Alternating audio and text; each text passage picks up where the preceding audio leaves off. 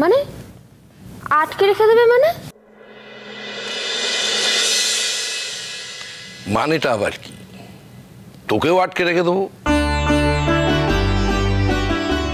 দেখ, সত্যি কথা বলতে কি, বাড়িটা বড্ড ফাঁকা লাগে রে। যতই মেয়েটার নাম মুখে উচ্চারণ না করতে চাই, ফাঁকা তো লাগে।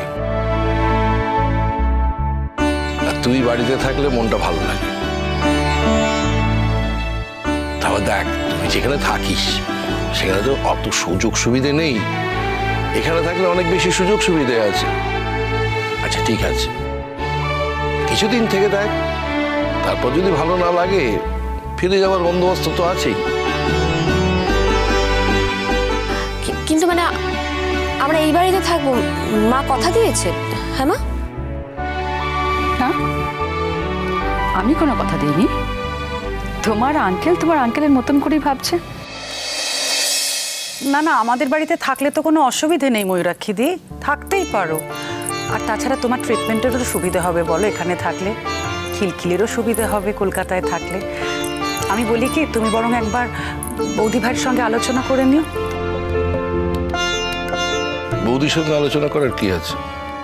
বৌদি এখানে কি বলবে? ময়ূরাক্ষী আন্টি, আমরা সবাই চাই তুমি এই বাড়িতেই থাকো। দেখো, তুমি তো অসুস্থ, আর আমার বিশ্বাস তুমি এই বাড়িতে থাকলে খুব তাড়াতাড়ি সুস্থ হয়ে উঠবে। তার উপর আমি একজন ডাক্তার, আমি সারাক্ষণ বাড়িতে আছি, সুবিধে অসুবিধা আমিও চেক করতে পারবো। আর দূরে কোথাও একা পড়ে থাকলে সেখানে তখন কখন যে কি হবে কিছু বলা যায়।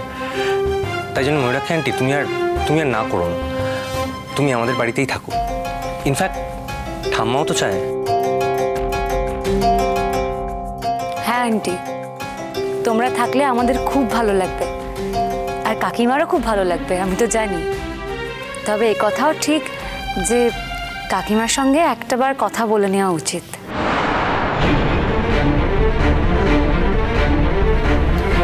তুমি এত ভাবছো কেন কোকো? আমি তো একবারও বলিনি যে আমি এখানে থাকবো।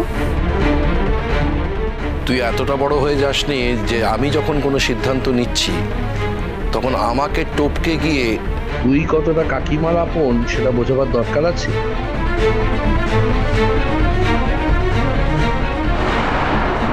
তোর কাকিমার সঙ্গে কথা বলে তবে আমাকে সিদ্ধান্ত নিতে হবে, এটা বলার মতন জায়গা বোধহয় তোর এখনো তৈরি হয়নি।